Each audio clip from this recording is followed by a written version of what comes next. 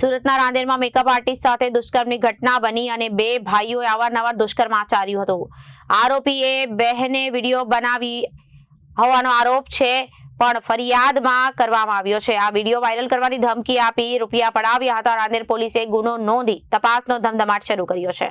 સુરતના રાંદેર વિસ્તારમાં દુષ્કર્મની ઘટના બની છે. એક મેકઅપ આર્ટિસ્ટ પાસેથી એક શખ્સોએ રૂપિયા 40 લાખ પડાવ્યા હતા.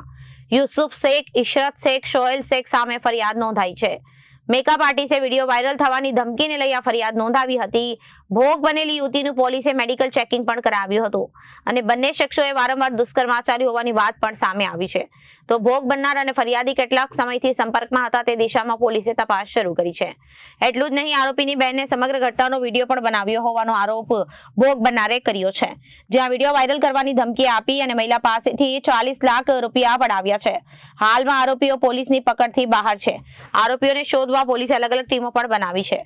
રાંદેર પોલીસ સ્ટેશન ખાતે એક દુષ્કર્મની ફરિયાદ નોંધવામાં આવેલ છે, જેમાં ભોગ બનનાર સાથે બે સગા ભાઈઓએ એમની મરજી વિરુદ્ધ અલગ અલગ હોટલમાં જઈ દુષ્કર્મ આચરેલ છે. જે દુષ્કર્મ દરમિયાન એમની જે બેન છે એમનો વિડીયો અને ફોટો લઈ બ્લેકમેલ કરી અત્યાર સુધી આશરે 45 લાખ રૂપિયા એમની પાસેથી લીધેલ છે અને એમના જે કબજાનો ફ્લેટ છે એ પણ આજ દિન સુધી એમને કબજો આપેલ નથી. મુખ્ય આરોપીમાં યુસુફ ઉર્ફે સમીર, સોહેલ એમનો ભાઈ અને એમની બેન ઇશરત સજ્જાદ શેખ વિરુદ્ધ રાંદેર પોલીસ સ્ટેશન દ્વારા કાયદેસરની કાર્યવાહી કરવા માટે અત્યારે એમને શોધવાની તાજવીજ ચાલુ છે. પહેલી વાર મુલાકાત ભોગ બનનાર બેન જે સીવન ક્લાસીસ કરતા હતા ત્યાં એમની પહેલી વાર મુલાકાત કરવામાં આવેલ હતી. આશરે 45 લાખ રૂપિયા પડાવવામાં આવેલ છે. Bureau report, Janadesh news.